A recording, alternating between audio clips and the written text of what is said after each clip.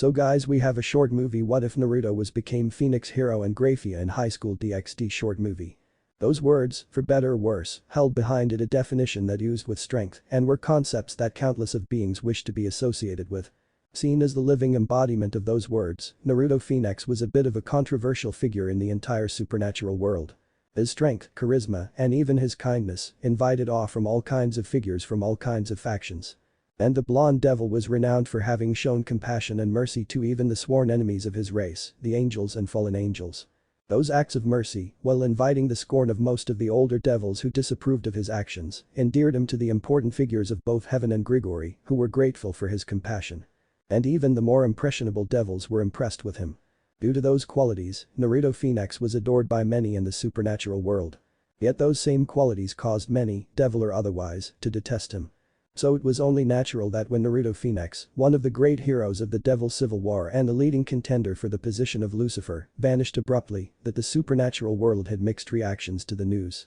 Countless beings, devils or otherwise, and that included even the angel and fallen angels, lamented the unexpected news of someone powerful yet incredibly kind disappearing without a trace. Just as many others were beyond thrilled with the news. Some detested him for simply being a devil, others despised him for his compassion, most however loathed him for being incredibly powerful and influential. Yet before his disappearance, none dared to challenge him in fear of inciting his wrath, he was just too strong, otherworldly so. The thought of being able to kill the running-up contender for the Lucifer title was a hopeless one. But no matter what side an individual was on, be they the ones celebrating or the ones lamenting the devil hero's disappearance, all of them without fail, shared one question in mind. Where was Naruto Phenex? That was the question that was largely left unanswered for 200 years. Until now. The answer to that question would have surprised them all. Another dimension. In an entirely new world, one that was mostly free of the supernatural element that existed in this dimension, there were no devils, no angels or fallen angels, no dragons or gods or anything else. Only chakra-wielding humans existed, along with alien parasites and masses of chakra called Biju. And Naruto's place in that world. He was the 7th Hokage, a leader of the largest and strongest village in that world, and more importantly, he was a proud father of 3 rambunctious kids and husband to one demure and gorgeous Hinata Hyuga. Yes, he possessed a place in that world, an intimate place. As Naruto Uzumaki. Standing by the windows overlooking the expanse of greenery outside, stoic blue eyes gleamed in the dark, those ocean's pools betraying not even a hint of thoughts as they gazed at the seemingly unending rain. Lightning struck the earth. Naruto paid it no heed, arms crossed as he quietly contemplated everything, a year and a half since his return, yet he still felt inextricably lost. Assuming that one would somehow attain the answer to the question that plagued the supernatural world, the question of Naruto Phenex's disappearance, another question would then rise to take its place. Why? Why would he leave and forsake his world when he was immensely respected, immensely loved, immensely powerful, and was on the cusp of attaining leadership over the entire devil race? Only those closest to him and those of power knew the reason. The loss of his family. The morbid and tragic turn of events, set a few months after the end of the Devil Civil War and orchestrated by none other than Rizam Lucifer, a super devil whose power surpassed even that of his father, and the one who out of sheer boredom, decided to spice things up by suddenly invading the Phoenix estate and killing Naruto's parents before fleeing away. The pain that followed once Naruto had learnt of that revelation. Heart-shattering was describing it mildly. The death of his parents, the 2 individuals who had showered Naruto with so much love, affection and support that it even surpassed that of a Grimoire, broke the blonde beyond repair.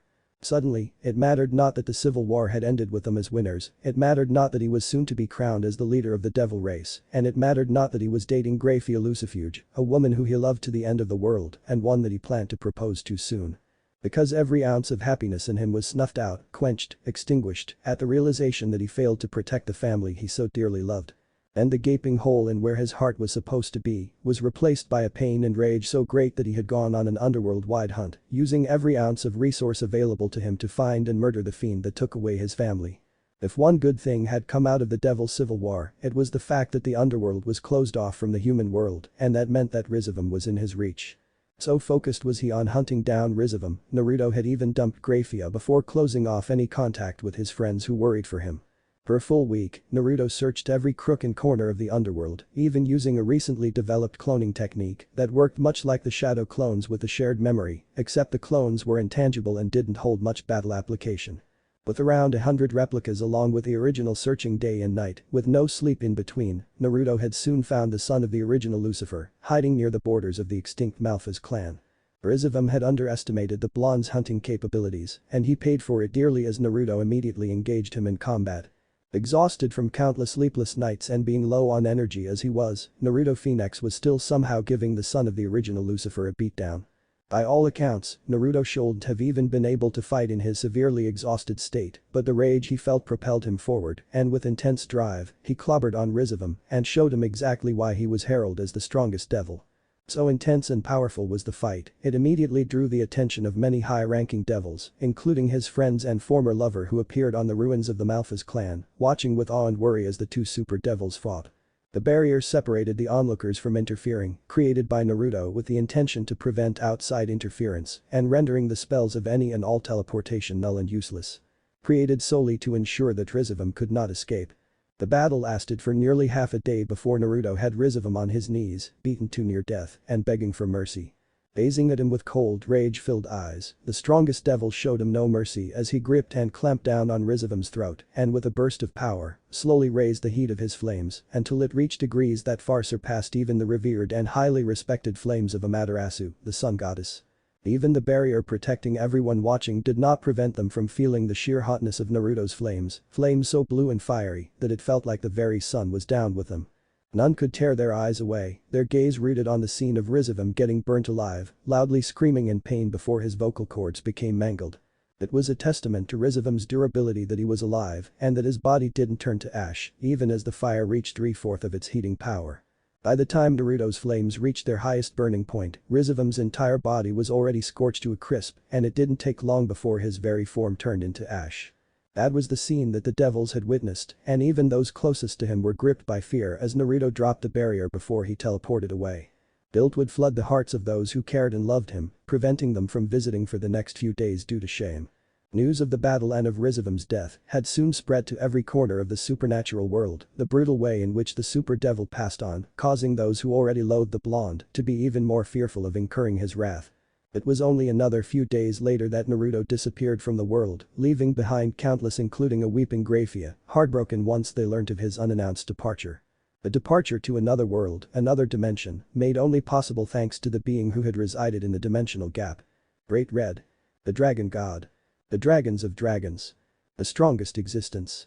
And bestowed with another specific title that had Naruto Phenex seek him out. The Dragon of Dreams.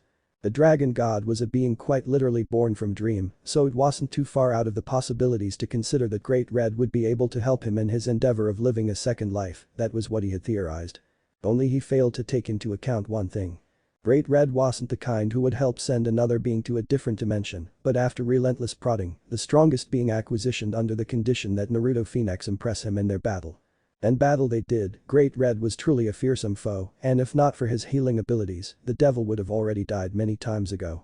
Truth be honest, as impressive as he was, the devil knew that with his current skills, there was simply no winning against the strongest existence.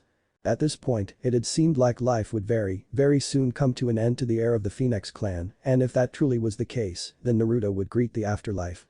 But not before leaving his mark. Leave his mark. Naruto had done indeed, he had let loose an attack so powerful that it left behind a visible burn right on the left side of the dragon's core. An attack that had severely impressed the strongest existence. So impressed was the Dragon of Dreams, he had ended their battle so as to respect and acknowledge the request that had been made. Great Red had imparted Naruto with knowledge of a spell that would send his very essence into a new world, where he could start anew. The only issue being that it was highly unlikely that he'd remember anything of his past life. Naruto was fine with that. He preferred it actually. All he had left of the world he was soon to leave was his friends and ex-lover. The Phoenix hero could not stomach the thought of casually talking with Ajuka, Seraphol, and Falbium, not after how he had ignored them in his pursuit of vengeance. There was also no forgetting Sella, a truly remarkable woman and friend that he had known since childhood, one that he immensely cared for, and one that he knew he took for granted. How was he supposed to face her when Naruto had given her the same callous treatment he gave the rest of his friends? And it was Sella for Satan's sake. She, above everyone else he knew outside of his family and possibly Grayfia, always deeply cared for him, claiming that nothing mattered more to her than his health and happiness. Some friend he was not treasuring his childhood best friend that always thought of his future and happiness. He wasn't deserving of being her friend when he didn't treasure her properly like she did to him. And of course Grayfia, she was the one who had received the worst of what Naruto had dished out in his quest to avenge his family. There was no way he could even look in the direction of the woman he loved after callously dumping her the way he did. With those thoughts in mind, the devil used the acquired spell, form fading away into nothingness, as his soul departed to a world he would eventually come to love. A long time had passed since then, 30 years by his count, 60 to everyone else in this world, when the essence of Naruto Phenex had reawakened within Naruto Uzumaki during the near end of his battle with Isiki Otsutsuki. The impressive healing abilities of the Phoenix clan, so powerful that it was thought that those who possessed those abilities were immortal, was inextricably linked with the essence of Naruto Phenex. And with the fusion of Naruto's Uzumaki spirit to that of Naruto Phenex, from which Uzumaki's soul had originally been derived from, came the birth of Naruto Uzumaki Phenex. The warrior whose powers and abilities was a fusion of both essences becoming whole. Isiki Otsutsuki had hardly been a match to the might of Naruto Uzumaki in Baryon mode. But with the fusion of both essence and the sequential birth of Naruto Uzumaki Phenex, and with the immense weakening due to Baryon mode, came the Otsutsuki's demise. Naruto had wiped the floor with him before the fusion, and even on the off chance that Isiki had been holding back and was at his prime, he would still fall short of defeating the blonde who was now leagues stronger and was also in possession of the near immortality of the Phoenix clan, enabling the shinobi devil to enter Baryon mode at will with no repercussions. Not that he needed it. From there, Naruto had defended the elemental nation for another 70 years, defeating any alien parasite who arrived with the intention to conquer his second homeworld. His wife and all 3 of his children knew the truth, he told them everything the first chance he got. And as he had expected, they were accepting of it, accepting of his true origins. A gentle smile tugged at Naruto's lips, accepting of him. Breathing out, Naruto allowed calm to wash over him. Tranquility dulling his senses as he surrendered to the peace within, a peace that he could never have attained until he had finally found a family in Hinata, Boruto, Himawari, and Kawaki. Naruto loved them immensely, and that love was well reciprocated, allowing for the process of a deep healing to begin, a healing that helped mend the shattered pieces of his heart back together after he had regained the memories of his first life. Time flew by. Many years had passed since his battle with Isiki, and a great deal of change had happened since. The world was still going through an era of peace, the fear of war and devastation having long since faded, especially after Naruto had killed the entire Otsutsuki clan. Hinata was dead, having succumbed to old age while his kids were no longer kids. Each of them had children and grandchildren of their own now, and personally, Naruto could not have been any more prouder at the life Boruto, Kawaki, and Himawari had built for themselves. It had hit hard when they too had eventually fallen into the embrace of eternal sleep, but the blonde could draw comfort from the decades of memories he shared with them. But the elemental nation at peace, the Otsutsuki clan dead, and no one alive who he considered as one of his precious people, except for the tailed beasts, Naruto would then finally release the spell that held his soul in the elemental nation. Which was how he had then wound up back in his homeworld 1.5 years later, and here he was. He had originally left his home universe, his heart broken in shambles and seemingly beyond repair. But he had eventually returned, heart stitched back together and brimming with a sense of serenity that could awe even the most meditative of gods. And now, even as he tried to figure his place out in the world, Naruto Uzumaki Phenex knew one thing for sure, and that was that he need. A set of arms gently sneaked around his midsection before the shinobi felt the soft imprint of lips pressing against the back of his shoulder. Naruto voluntarily relaxed, eyes closed in bliss as the woman kissing his shoulder removed her lips before she laid her face across his back, her hands gently running across his front before settling down on his core. How did he know it was a woman? The pair of mounds he felt smushed against his back was a pretty good indication. Is everything alright, Naruto? The mystery woman spoke, her voice a harmonious meld of gentle and sensuous. He didn't respond right away, taking a moment to consider his words before he'd utter them. I'm alright, I just have a lot on my mind. The response amused the woman who let loose a small giggle, idly scratching his torso with her nail. I'm aware of that, why else would you be staring out into the storm at 4 a.m?